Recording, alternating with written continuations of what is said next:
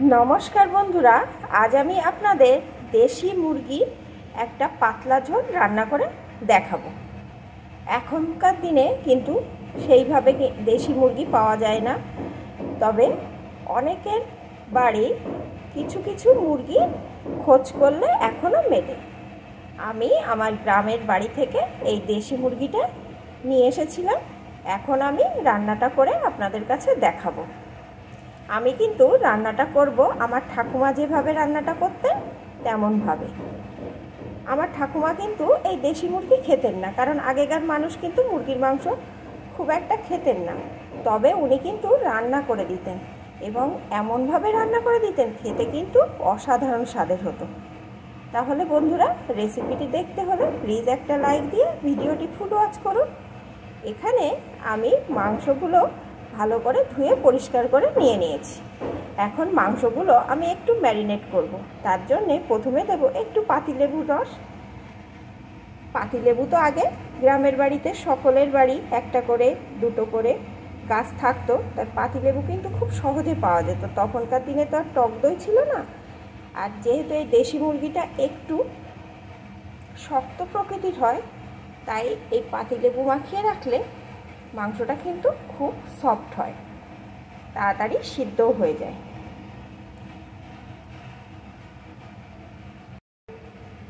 পাতিলেবুর রসটা দেওয়ার পর দিয়ে দেবো একটু হলুদ গুঁড়ো,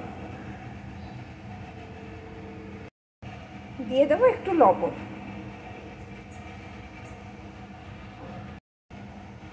দিয়ে দেবো কাঁচা সরিষার তেল।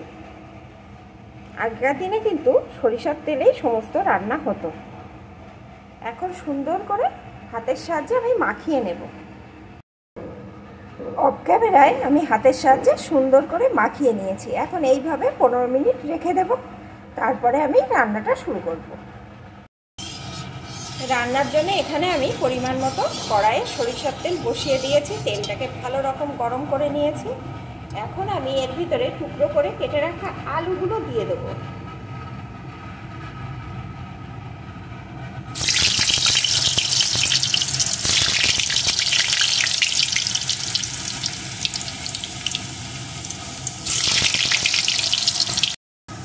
সাথে দিয়ে দেবো একটু লবণ। এখন আলুগুলো আমি লাল লাল করে ভেজে নেব।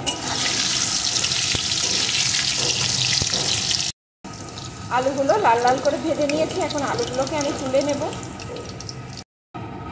ভাজা আলুগুলো তুলে নিয়েছি। এখন দিয়ে দেবো একটা তেজপাতা, কিছুটা গোটা গরম মশলা, এগুলোকে একটু ভেজে নেব।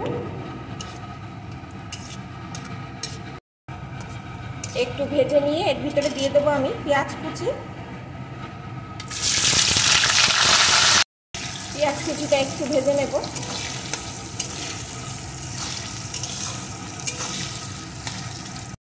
পেঁয়াজ কুচিটা একটু ভেজে নিয়ে এখন এর ভিতরে আমি দিয়ে দেবো থেতো করা রসুন। আমার ওখানে 1 কিলো চিকেন আছে, সেই বুঝি কিন্তু এখানে আমি মশলাগুলো দিয়ে দিচ্ছি। এখানে মিডিয়াম সাইজের 2টো পেঁয়াজ দিয়েছি আর একটা বড় সাইজের রসুন কোয়া ছাড়িয়ে একটু থেতো করে নিয়েছি। এখন পেঁয়াজ রসুনটাকে কিছুক্ষণ ভেজে নেব।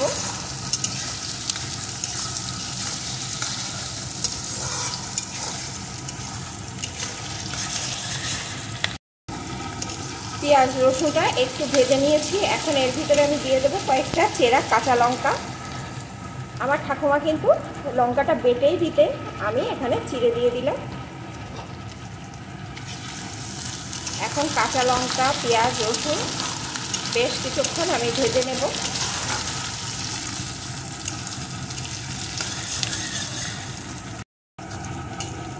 সব কিছু এখানে ভেজে নিয়েছি।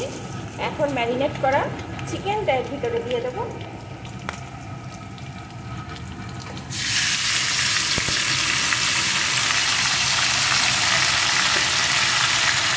চিকেনটা এখন এই সব কিছুর সাথে একটু কষিয়ে নেব। বেশ কিছুক্ষণ আমি কিন্তু কষিয়ে নিয়েছি। এখন এর ভিতরে আমি দিয়ে দেবো একটা বাটা মশলার পেস্ট, যেখানে আছে জিরে আদা ধনে আর শুকনো লঙ্কা একসাথে পেস্ট করে নিয়েছি। সাথে দিয়ে দেবো একটা টমেটো কুচি। টমেটো কুচিটা কিন্তু আমার ঠাকুমার দিতেন না, তবে আমরা যেহেতু এখন টমেটো কুচি দিয়ে রান্না করে অভ্যস্ত, তাই না দিলে কেমন খালি খালি লাগে, তাই আমি একটা টমেটো কুচি এখানে দিয়ে দিলাম। এখন একটু এইভাবে সমস্ত কিছু দিয়ে আবারও কিছুক্ষণ কষিয়ে নেব।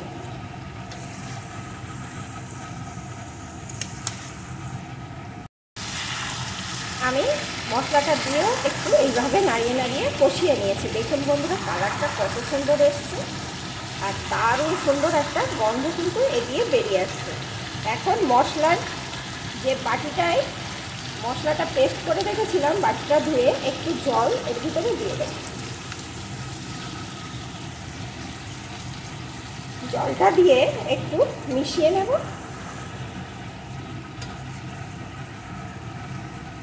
একটু মিশিয়ে নিলাম। এখন মিডিয়াম টু লো আছে ঢাকা চাপা দিয়ে এইভাবে কিছুক্ষণ রেখে দেব। এখন কিন্তু এরকম ঢাকা দেব আর খুলে নাড়াতে থাকবো।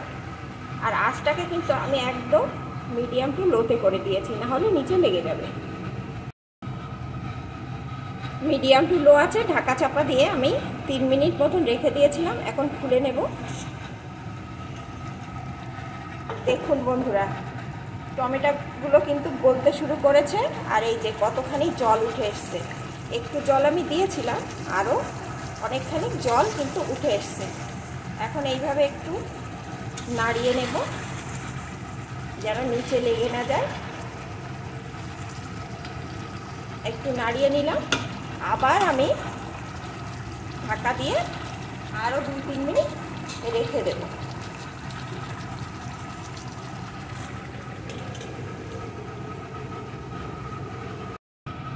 তিন মিনিট পর আবার আমি ঢাকাটা খুলে নেব। দেখুন বন্ধুরা, টমেটোগুলো কিন্তু ভালোভাবে গলে গেছে, আর এখন কিন্তু তেল উঠে আসছে। এখন আমি আরেকটু নাড়িয়ে নেব। আরেকটু নাড়িয়ে নিলাম। এখন ভেজে রাখা আলুগুলো দিয়ে দেবো, কারণ চিকেনগুলো কিন্তু অনেকখানি সিদ্ধ হয়ে গেছে। দেখুন বন্ধুরা, হাত থেকে কিন্তু ছাড়িয়ে যাচ্ছে।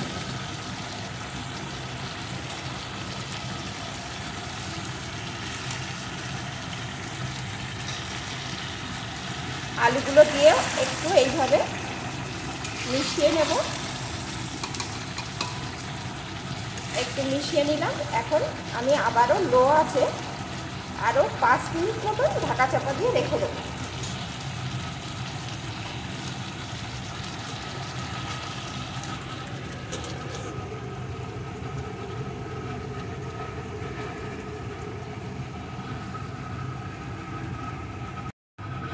পাঁচ মিনিট পর এবার আমি ঢাকাটা খুলে নিচ্ছি। দেখুন একদম তেল কিন্তু উঠে এসছে, আর জল কিন্তু আরেকটুও নেই। এখন কিন্তু আমি আর ঢাকা চাপা দেবো না। এখন এইভাবে ঢাকা খুলে কিছুক্ষণ কষিয়ে নেব।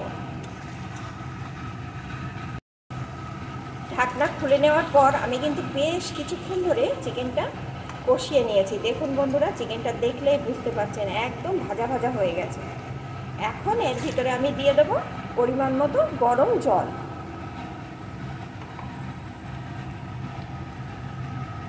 আমি একটু ঝোল ঝোল করব, সেই বুঝে কিন্তু জলটা দিয়ে দিচ্ছি।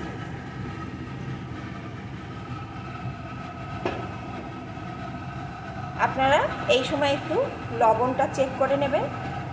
ঝাল লবণ সকলের সমান হয় না, যে যেমন খান তেমন পরিমাণে দিয়ে নেবেন। এখন কিছুক্ষণ এইভাবে ফুটিয়ে নেব। বেশ কিছুক্ষণ আমি কিন্তু এটা রান্না করে নিলাম। এখন কিন্তু রান্নাটা মোটামুটি আমার রেডি। এখন আমি এর উপর দিয়ে দেবো একটু গোলমরিচ গুঁড়ো,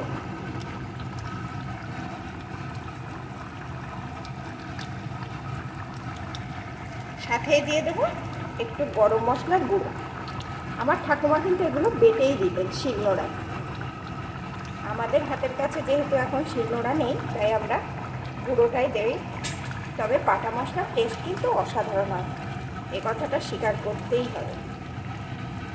মিশিয়ে নেব।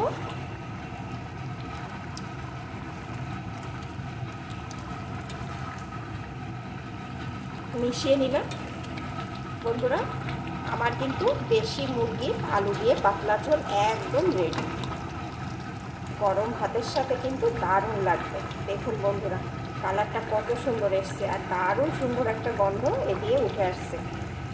এখন আমি নামিয়ে নেব। তাহলে আমার এই ঠাকুমার স্টাইলে দেশি মুরগির পাতলা ঝোল রান্না আপনাদের কেমন লাগলো প্লিজ কমেন্ট করবেন। ভালো লাগলে লাইক শেয়ার করে দেবেন।